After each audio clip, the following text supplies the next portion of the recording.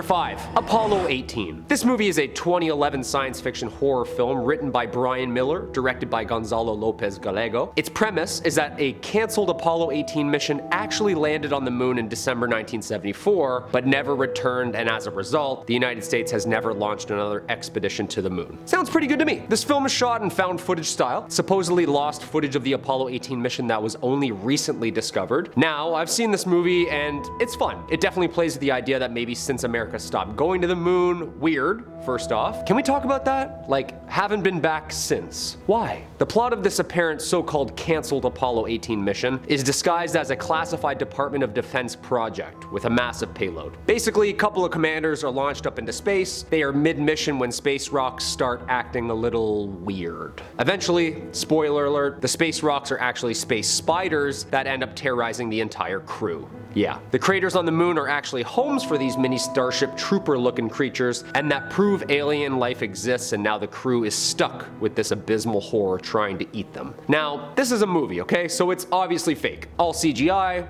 that's what my eyes are seeing. But the truth lies in the interviews real astronauts have made since their real landings. The missing couple of minutes of dead NASA airtime, Buzz Aldrin saying UFOs are parked all around them on the moon, watching their every move. You know, when you start diving into some of the more spooky conspiracy legends around the actual missions, Apollo 18 all of a sudden gets a little scarier. Yeah, I highly recommend this space anomaly of a film. It's fun, it lets the imagination think. Also, Google up some of the weird shit that people say after they've been to the moon. Like, did you say Sumerians? Number 4, Willow Creek. Okay, another fun yet obviously fake movie. Willow Creek is the 2013 independent found footage horror film written and directed by Bobcat Goldthwait. It focuses on a couple who go into the woods of Willow Creek, California, looking for material of their documentary on Bigfoot. Yeah, the two stop off first in Willow Creek, the Bigfoot capital of the world, where they interview lots of locals about their experiences around Bigfoot. They set up camp in the middle of the woods, but later return to it from a swim as they find the camp trashed and rummaged through, and all of their stuff is oddly thrown up high, very high, in a tree. That night, they're woken by disturbing sounds from the woods, and the sounds get louder and more non-human as they both become terrified when they hear heavy footsteps, crunching leaves, and growls outside their tent. Yeah, that's a scary sound. I would be absolutely shooketh. In the morning, they wander the thick woods lost and confused and unable to locate their car and the path they came across. The aggressive animalistic sounds continue until they find a missing woman. She tells them that she's been abducted by this Bigfoot creature, and eventually, spoiler alert, it finds them and leaves us with that are they alive or are they not kinda ending. Great movie, very fun. Obviously, Bobcat Goldthwait, the writer and director, did not actually catch an hour and a half of Bigfoot footage. There's this monster up there, he's pretty scary.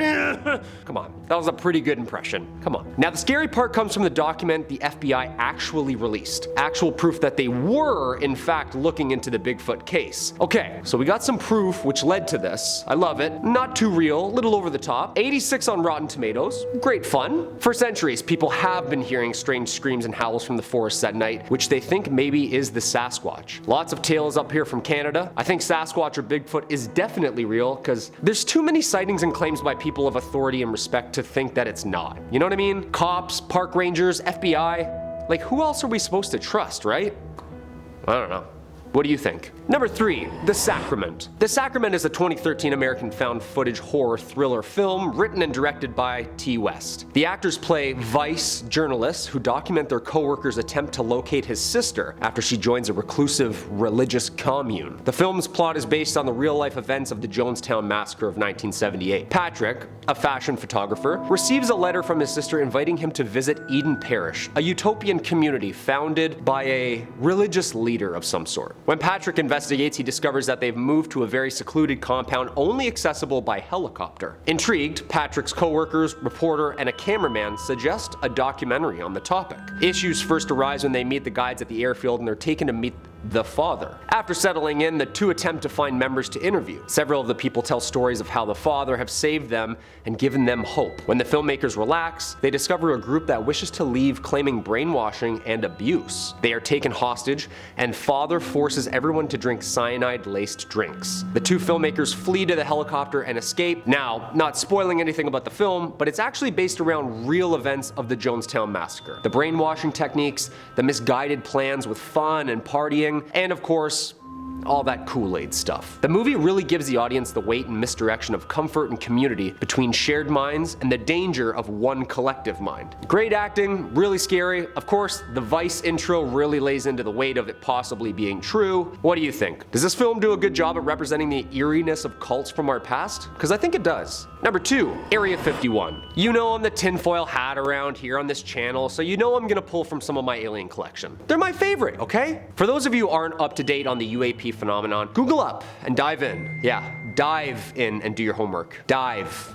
You'll get it. Area 51 is a 2015 American found footage sci-fi horror film written and directed by Oren Peli and Christopher Denham. The film was produced by Jason Blum under his Blumhouse Productions banner and was released in a limited release and through video on demand by Paramount and Surge. Little bit of a hard find, but it's out there. It's a good one. Check it out. Basically, 3 close friends attend a party in which during the night, one friend vanishes. Classic. Driving home on a dark, secluded road, of course, the 2 friends almost run over and find said missing friend, alone in the street, now in some sort of a daze. After this, that friend is now obsessed with everything aliens and particularly Area 51. He spends months planning to infiltrate Area 51 to uncover its otherworldly secrets. He recruits his friends and together they sneak onto the military base. Exploring the base, the trio discover a lab containing anti-gravitic materials and a liquid substance. They also find an alien spacecraft in a hangar. The 3 reach the S4 level of Area 51, which stores the most complex secrets and experiments. The base suddenly loses gravity, revealing to them that they are now on board some sort of craft. After some close calls and monstrous chase scenes, some of the friends escape and eventually, spoiler alert, they are finally captured and abducted. In a post-credits scene, we stumble across the friend's camcorder, which is still somehow recording. Spooky. All those horror movie batteries are amazing, you know? The batteries just last forever in these movies. Couple things here first. It's not a real movie, obviously, but it does touch on a ton of apparent real subject matter. The exotic metals. There is proof that Bob Lazar could have worked on a compound called Element 115, which was from apparent down saucer crafts. S4 is actually the name of the grid and base code name for Area 51. Look, I don't know how they shot the scenes where they're breaking into the fenced off perimeter, because that looks pretty legit. And that'll get you in some trouble, 100%. If you like this topic, Google up Groom Lake, Element 115, Bob Lazar, read up a little on that, and then watch or revisit this film. I bet you it becomes 10 times more scary. And the number 1 spot, The Fourth Kind. And of course for my number 1 spot, I chose the abduction movie that literally keeps me awake at night. I ask myself, why was this film made? And for who? In the 90s, a famous psychologist named Dr. John Mack made the jump from ordinary psychological conditions, diagnosing patients, especially children with all sorts of mental illness diagnoses. Then he made a quite significant jump to researching abductees and their stories and experiences. Yeah, he was convinced through his work that this is a real phenomenon. Yeah, Google it. It's actually terrifying. Now, for the film. Sorry, I kind of had to set the stage there for you. The Fourth Kind is a 2009 sci-fi psychological horror film directed by Olatunde Osunsanmi, starring Mila Jovovich. The title is derived from the expansion of J. Allen Hynek's classification of close encounters with aliens, in which the Fourth Kind nails. Google Project Blue Book. Yeah. This guy's all real. The film is a pseudo-documentary recreating true events that occurred apparently up in Alaska. The psychologist uses hypnosis to uncover memories of alien abduction from her patients and finds evidence suggesting that she herself could be an abductee. At the beginning of the film, Jovovich informs the audience that she will be playing a character based on a real person named Abigail Tyler, and that the film will feature archival footage of the real Abigail Tyler at various points throughout the film. Yeah, both of these are not real, thank the gods, but are based around all true testimonies and apparently cases studied by Mack circa 80s to 2000s, surrounding abduction cases from people under hypnosis. Yeah, this movie is my number 1, not because of the obvious fake documentary style scenes, but for the fact that I've done my homework, people, and this is based around a lot of real stuff. Yeah, ancient Sumerian text, real psychologists writing real books, the thousands of apparent abduction accounts from police officers, children, teachers, doctors. Kinda makes you think, doesn't it? Look, I highly recommend this film. I think it's a true homage to those who actually believe they were abducted. Do some of your own homework. Give it a watch. Trust me. Number 5, Halloween Ends. But will it though? Cause there's like 46 full-length movies in this universe, isn't there? Hey, and we love them all. Who am I kidding? Halloween Ends is an upcoming American slasher film directed and written by David Gordon Green, Danny McBride, Paul Brad Logan, and Chris Bernier. The current R-rated Halloween trilogy serves as a direct sequel to the 1978 original slasher, with a number of OG actors reprising their roles. It's the 13th installment in the Halloween franchise. Ooh, number 13, huh? The film is set to star the Queen of Screams herself, the legendary Jamie Lee Curtis, Will Patton, Kyle Richards, to name a few. Definitely some peeps reprising the roles from other Halloweens. I see that. I can't wait for this. Most of us have known this franchise, universe, multiverse, whatever you want to call it, our whole lives. Fast walks and jump scares. It's coming to a theater near you very soon, actually. In June 2018, before the release of Halloween 2018, McBride confirmed that he and Green had intended to pitch two films that would be shot back to back, but decided against it, waiting to see how the first film was perceived. In 2019, the film's title was announced along with Halloween Kills. The film will be produced by Jason Blum with Blumhouse Productions alongside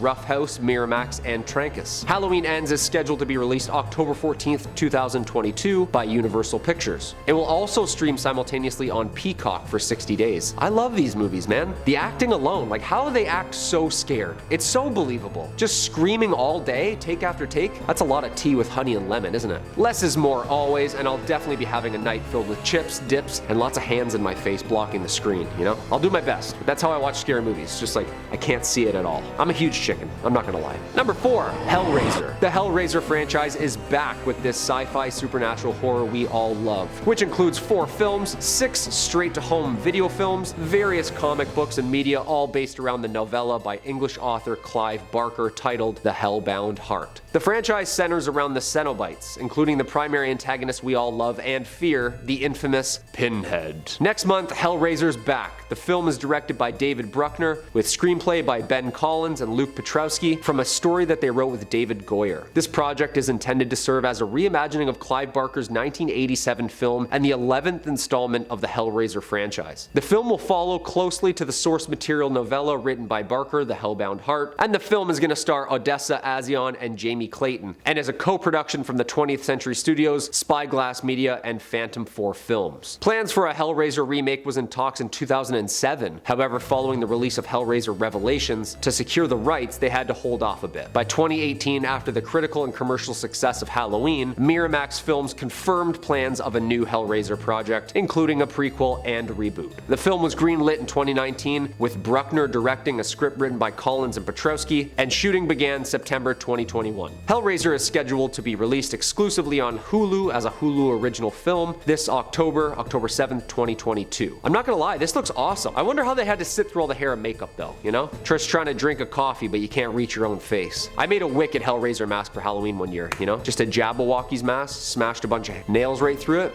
Did the trick. Number 3, Dark Harvest. This looks pretty dark and twisted. Dark Harvest is an American upcoming fantasy horror film directed by David Slade and written by Michael Gillio based on the 2006 novel of the same name by Norman Partridge. Scheduled to be released in theaters September 9th, 2022. In early 2019, it was reported New Regency hired David Slade to direct the adaptation of Dark Harvest, with Michael Gillio writing the script and Mac Tolmack and David Mamperl producing. We know some of Slade's movies already, such as Hard Candy, Twilight Eclipse, and Bandersnatch. Great films, you know? Great shots. The plot, here we go. Every fall in a small Midwestern town, a supernatural specter named Sawtooth Jack arises from the cornfields and approaches the town's church, where violent gangs of young boys hungrily await their chance to confront the legendary nightmare in an annual harvest rite of life and death. Richie Shepard lives in the shadow of his big brother, who won last year's October prize to get his ticket out of town. To prove to himself and his brother, Richie pairs up with the relentless dreamer Kelly Haynes, who will do whatever it takes to escape this dead-end town. Against the rules and against the odds, Richie and Kelly decide to hunt down the legendary nightmare themselves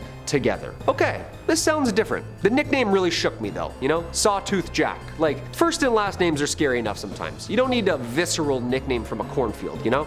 Very terrifying. I guess we're gonna see this Jack Skellington meets Children of the Corn nightmare in the next couple of weeks, actually. Looks pretty awesome. The concept art alone, very terrifying. Number 2, Jeepers Creepers Reborn. One of my favorite horror universes. These movies have kept me awake many, many hours. And, well, here we go again. Jeepers Creepers Reborn is an upcoming American horror film directed by Timo Vuorensola in his Hollywood debut. Written by Sean Michael Argo, it is the 4th film and a reboot in the Jeepers Creepers film series meant to serve as the first in a planned trilogy set apart from Victor Salva's original trilogy. Okay, so same concept, different vision. I got it. We have a Snyder Cut. I get it. The film is scheduled to be released in the US September 19th, 2022 by Screen Media Films. Now, for the plot. The Horror Hound Festival is being held for the first time in Louisiana. Among the attendees are Chase and his girlfriend Lane, who begins to experience unexplained premonitions and disturbing visions associated with the town's past and the infamous Creeper. Principal photography started shooting in Jackson, Louisiana. Soon after, however, the production was moved to the UK due to the pandemic. Filming in the UK was split into 2 parts, the first in November 2020 at Black Hanger Studios and finished on December. The second filming chunk took place between January and February 2021. The title was officially confirmed as Jeepers Creepers Reborn in February 2021 when Screen Media Films acquired the rights in the US and Canada. At the 2021 European film market, Foresight Unlimited showed a promotional reel of footage for the international sales, and apparently it was pretty scary.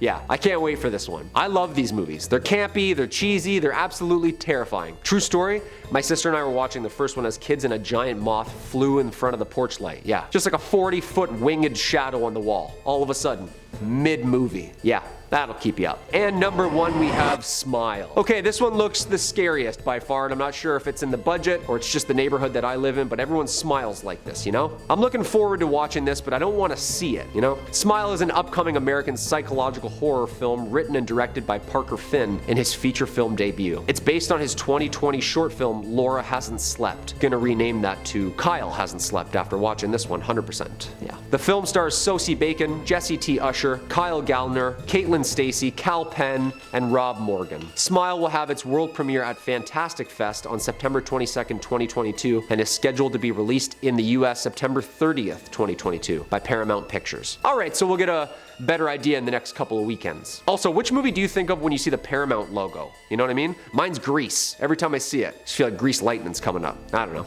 Okay, now the plot. After witnessing a bizarre traumatic incident involving a patient, Dr. Rose Cotter starts experiencing frightening occurrences that she can't explain. Rose must confront her troubling past in order to survive and escape her horrifying new reality. The short film won the Special Jury Recognition Prize for South by Southwest's Midnight Short category. In September 2021, the film was announced under a different title, however, of Something's Wrong. Shooting began October 11th in New Jersey and finished in November. Okay, so a nice little quick turnaround, you know? They had like a one-take kind of day. Yo, imagine walking around and everyone's just smiling like Mr. Burns at you all day. That's horrifying. I think I would just bird box myself and just blindfold up, you know? Just start swinging. Yeah, this looks great. I can't wait. I watched the trailer and then I started seeing people smiling at me on the way home. You know what I mean? Terrifying. What do you think? Number 5 on this list is Atuk.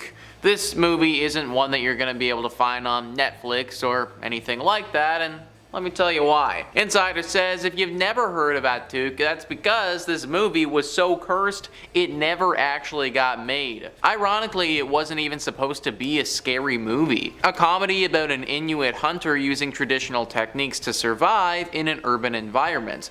It's not the movie you would immediately suspect is ripe for a cursing. Yet, many of the actors who were signed on to play the lead role have died prematurely, including John Belushi, Chris Farley, and John Candy. Actors who were cast in supporting roles weren't immune either, with Phil Hartman also facing a violent and tragic early end after being attached to the film. It's definitely a bit of a stretch to suggest that this movie was somehow involved in the deaths of these actors, but it is quite an incredible coincidence that they all met an early demise after getting involved. In any case, it's certainly interesting that multiple attempts to develop and produce this movie have never come to fruition. I think it's also certainly interesting that people who keep trying to make this movie keep freaking dying. Like, why is this happening? I understand that it seems like a bit of a stretch to say this movie has anything to do with it, but what the heck else could it be? How many times did just a bunch of people start doing a thing and dying right when they start it? Like, I feel as if this doesn't happen that often, guys, and somehow, some way, this movie or maybe the script has something to do with it. Maybe the director or the producer or the writer of this movie is cursed, and that's why they were never able to actually get it done. Rest in peace to everyone who tried to make this thing. I'm sure it would have been a funny movie, but I think it's best for everyone involved if we call it quits before more people end up getting hurt. Number 4 on this list is The Conjuring. They haven't been able to make a movie in this series yet without something going wrong. Insider says pretty much every movie in the Conjuring universe has had some spooky happenings on set. Based loosely on the real experiences of paranormal investigators Ed and Lorraine Warren, all Conjuring movies were absolutely terrifying. There have been so many reports of strange and paranormal happenings on the sets, it's hard to pick just one. They're all equally creepy. Annabelle had reports of light fixtures falling on actors, and The Conjuring had actors finding mysterious bruises on their bodies. But the paranormal activity on the set of The Nun was especially interesting because this is one of the few cases where there was just a good old-fashioned haunting on the set. Director Corin Hardy stated that he encountered 2 spirits while filming on location at a fortress in Romania. He stepped into a room while the cameras were rolling and found 2 people he assumed were crew members. When the camera stopped rolling and he turned around, they were gone. This one isn't exactly fair, I guess, because yeah, they were ghost encounters on set, but they were also shooting on location in a very old fortress, so it's very possible those ghosts were there for other reasons and the movie was just also happening to film at that location. Still, having a direct encounter with a ghost on the set of a horror movie you're directing is enough to unsettle anyone. Whether they were from the castle or from the movie, it really doesn't matter to me. All that matters is that they were there, and that is enough to make anyone freak the heck out. Next time you watch the Conjuring movies, you can walk into it knowing that there was also something else afoot other than the spooky stuff on screen. Number 3 on this list is Poltergeist. Of course, one of the scariest horror movies has one of the scariest sets. Insider says Poltergeist is a creepy movie, sure, but it doesn't have the shock value of R-rated horror movies. The visual effects haven't exactly held up well, and plenty of horror films get made without any unusual happenings. So why, might you ask, would the set of Poltergeist have been haunted? Look no further than the props. As it was far too expensive to make realistic looking rubber and plastic skeletons, they opted to use real human skeletons on set for the scene in which actress Jo Beth Williams is pulled into the mud of her swimming pool by a bunch of skeletons. Honestly, this seems like a reckless move. You're just asking to be cursed, and cursed it was. In the scene in which a clown puppet gets possessed and strangles the Freeling's young son, Robbie, things went awry. During the filming of the scene, the mechanical clown puppet that was created to simulate the strangulation malfunctioned and actually started choking the actor during a take. Writer-producer Steven Spielberg had to jump in and rescue the child actor from his inanimate attacker. This obviously raised some red flags to the people working on the set and paranormal experts, but rumors really started spiraling when several of the people who worked on the film died pretty much right after they were done filming. 2 of the cast members from the original died right after they finished the movie, and then 2 more cast members died in a similar timeline after filming the sequels. Nowadays, people are scared about making another sequel because of whatever it is that's going on. Maybe it wasn't just a mechanical malfunction when that clown started going off after all. Number 2 on this list is The Exorcist. This is often considered one of the scariest movies of all time. Insider says The Exorcist has a reputation for being one of the scariest movies of its time, perhaps of all time. If any movie was haunted or cursed in reality, it'd have been this one. There were tons of things that went wrong on set, from set malfunctions to 2 different actresses sustaining significant injuries during stunts gone wrong. This led many to believe that there was some malicious entity on set giving filmmakers a hard time. Perhaps the biggest evidence of supernatural meddling was a suspicious fire that forced the production to rebuild much of the set. It was theorized that a bird flew into some electrical equipment on set, but the resulting fire destroyed a large section of the set while mysteriously leaving Reagan's room set alone. If you've seen The Exorcist, you know that that room was the area the demon most frequently occupied in the film. The superstition around this film is so great, some believe it's dangerous to even play the movie. Doing so invites negative entities toward you, as the urban legend goes, similar to using a Ouija board. When the fear literally extends all the way to people even watching the movie, that's when you know that something is seriously up. I personally think that something paranormal had to be going on here. Maybe the reason that the movie was so scary and blew so many people away is because they managed to capture some of the real evil energy. Maybe that's why every time people watch it, it just spooks us to our cores. Obviously, it's just a theory, but it might make sense. Number 1 on this list is The Omen. This movie was just doomed from the start. Screen Rant says, The Omen is yet another film that is notorious for having a haunted production. To start off, the original star of the film, Gregory Peck, and executive Mark Newfield both traveled in planes that were struck by lightning. Peck then shot himself in the head a few months before shooting was set to start. One scene was filmed at a zoo, which focuses on the reactions of baboons. The baboons were so wild that an animal trainer had to be brought on set, but the animal trainer died the next day after a tiger got hold of his head. One of the special effects technicians named John Richardson got into a car accident about a month after the film was released, and while he survived, his passenger Liz Moore was beheaded. What the heck? It seems like everything that could have possibly went wrong did in fact go wrong for this movie.